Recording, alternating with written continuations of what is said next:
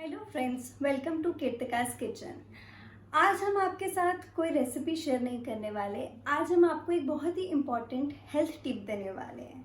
Generally जब parents, specifically mother's हमारे पास आती हैं तो वो बहुत ही परेशान होती हैं कि उनके बच्चे अच्छे से डाइट नहीं ले रहे हैं, कुछ खा नहीं रहे हैं, दूध नहीं पीते हैं। सो आज हमने सोचा कि इसी बारे में कुछ डिस्कशन कर लेते हैं।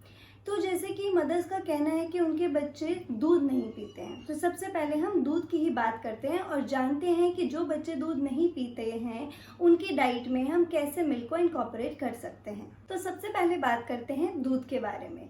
अगर हम दूध की बात करें तो दूध के अंदर बहुत ही सारे अच्छे अच्छे न्यूट्रिएंट्स होते हैं, जैसे कि calcium, phosphorus, magnesium and lots मोर।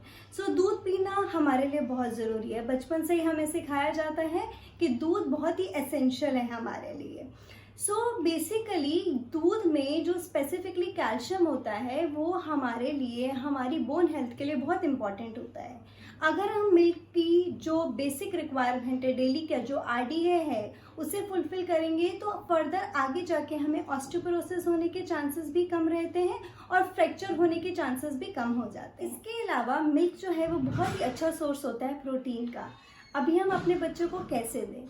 सबसे पहला तरीका तो ये है, जब हम नॉर्मल आटा गूंथते हैं तो पानी की जगह हम दूध का इस्तेमाल कर सकते हैं। दूध का इस्तेमाल करने से हमारे बच्चों की जो बेसिक आरडीए की रिक्वायरमेंट है वो भी फुलफिल हो जाएगी और इसके अलावा आटा भी बहुत ही सॉफ्ट। दूसरी चीज़ है बेसन, जो हम अपने बच्चों की रेगुलर डाइट में ऐड कर सकते हैं। कैसे ऐड कर सकते हैं, आइए जानते हैं। देखिए, बेसन को ऐड करने के बहुत सारे तरीके होते हैं, लेकिन सबसे बेस्ट तरीका ये होता है कि आप जब आटा गूंद रहे हैं तो आटे में 80% नॉर्मल आटा और 20% बेसन, या 70 और 30 का भी आप रेशो ले सकते हैं। इसको बनाना बेहद ही आसान है। 7 मुट्ठी आटा अगर आप ले रहे हैं तो 3 मुट्ठी आपने बेसन लेना है और उस आटे को गूंदना है। जो बेसन होता है उसमें बहुत सारे हमें फायदे मिलते हैं। फायदे जैसे कि बेसन ग्लूटेन फ्री लोगों के लिए भी इस्तेमाल किया जा सकता है। तो अगर आपके बच्चे को ग्लूटेन से एलर्जी है तो उनके लिए आप प्योरली बेसन का आटा भी गूंथ सकते हैं। इसके अलावा अगर आपके घर में कोई डायबिटिक पेशेंट है तो उन लोगों के लिए भी अगर आप इसका एडिशन करेंगे अपने नॉर्मल आटे में, बहुत ही बेनिफिशियल रहेगा, क्योंकि इसका ग्लाइसेमिक इंडेक्स बहुत ही लो होता है। इसके अलावा ये बहुत ज़्यादा आपको सटाइटी देता है, so it will give you the feeling of fullness, तो आपको बहुत ज़्यादा भूख नहीं लगती। ये बहुत ही सारे न्यूट्रिएंट्स में भी रिच होता है, जैसे कि phosphorus, iron, copper, magnesium and many more. अगर हम नॉर्मल आटे की बात करें तो नॉर्मल आटे से 25% कम कैलोरीज भी ये हमें देता है। सो अगेन, अगर ये हमें कम कैलोरीज देता है तो ये हमारे वेट लॉस में भी काफ़ी फायदेमंद साबित होता है। And the best part about बेसन इज, बेसन की अगर हम बात करें तो 1 कप, जो कि लगभग हम कह सकते हैं 90 ग्राम का होगा, वो हमें 20 ग्राम प्रोटीन देता है। सो 90 ग्राम का 1 कप 20 ग्राम हमें प्रोटीन देता है, तो ये बहुत ही अच्छा सोर्स है प्रोटीन का। इसके अलावा बेसन में काफ़ी अच्छे अमाउंट में फाइबर भी पाया जाता है। सो इतने सारे बेनिफिट्स इसके हैं। सो हम इसे अगर अपने नॉर्मल आटे के साथ रिप्लेस करेंगे या फिर 70 और 30 का रेशो भी बैलेंस करेंगे तो ये हमारे बच्चों के लिए बहुत बेनिफिशियल साबित हो। बात करेंगे सेसमे सीड। सेसमे सीड मतलब सफ़ेद तिल के बारे में। सफ़ेद तिल जो होते हैं वो बहुत ही इजीली लोकल मार्केट में अवेलेबल हो जाते हैं और ये बहुत ही चीप भी होते हैं। सेसमी सीड यानी कि सफ़ेद तिल बहुत सारी चीज़ों में फ़ायदेमंद होते हैं, जैसे कि इनमें काफ़ी अच्छा अमाउंट ऑफ फाइबर होता है। इसके अलावा ये बहुत ही अच्छा सोर्स होते हैं एंटीऑक्सीडेंट्स के भी। इसके अलावा स्पेशली विटामिन जो बी है वो इसमें, स्पेशली विटामिन बी जैसे नाइसिन, थायमीन और B6, इसमें काफ़ी अच्छी मात्रा में पाया जाता है। तो अगर ये हम अपने बच्चों को डेली रूटीन में दें किसी भी जरिए के थ्रू तो ये बहुत ही फायदेमंद साबित होगा। अब प्रॉब्लम यहाँ आती है कि बच्चे इसको खाना पसंद नहीं करते। तो हम क्या कर सकते हैं?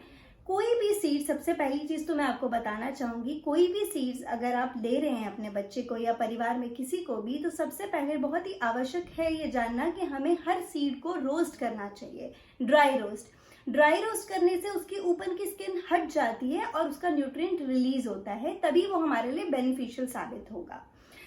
जैसा कि अब हम सेसमे सीड के बारे में बात कर रहे थे, तो सेसमे सीड को ड्राई रोस्ट करके आप पानी ऐड करके पेस्ट भी बना के रख सकते हैं।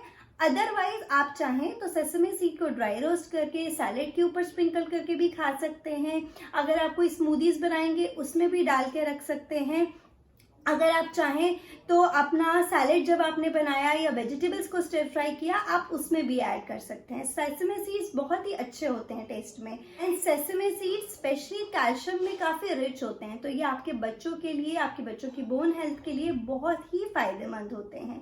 एक छोटा अमाउंट, एक छोटा चम्मच जो होता है सेसमे सीड्स का, वो ऑलमोस्ट हमारे एक दिन की कैल्शियम की रिक्वायरमेंट को फुलफिल कर देगा। अगर हम सेसमे सीड्स को ड्राई रोस्ट करके अपने नॉर्मल आटे में डाल के गूंदेंगे तो हमारे घर वालों की, हमारे घर में जितने भी फैमिली मेम्बर्स हैं, सबकी कैल्शियम रिक्वायरमेंट फुलफिल हो जाएगी। सो फ्रेंड्स, आज की इस टिप का मकसद ये था कि अगर आपके बच्चे कुछ चीज़ों को नहीं खा रहे हैं, सो आपको ये नहीं करना है कि वो चीज़ें नहीं खा रहे तो हम छोड़ दें। हमें और तरीके ढूंढने हैं कि हम अपने बच्चे की डाइट में या अपनी फैमिली मेम्बर्स की डाइट में वो चीज़ों को कैसे इनकॉर्पोरेट कर सकते हैं। स्पेशली बच्चों की डाइट में प्रोटीन और कैल्शियम की बहुत अच्छी रिक्वायरमेंट होती है। सो अगर आप चाहें तो इन चीज़ों को normal day to day routine में उनकी, जैसे कि मैंने आपको समझाया है, ऐड करके उनकी ये रिक्वायरमेंट्स को फुलफिल कर सकते हैं। अगर आपको इसके अलावा भी कोई डाउट्स, कोई क्वेश्चंस और कोई क्वेरीज हैं, सो आप नीचे कमेंट सेक्शन में लिख सकते हैं। मैं बहुत खुशी खुशी आपको हेल्प करना चाहूँगी। Thank you.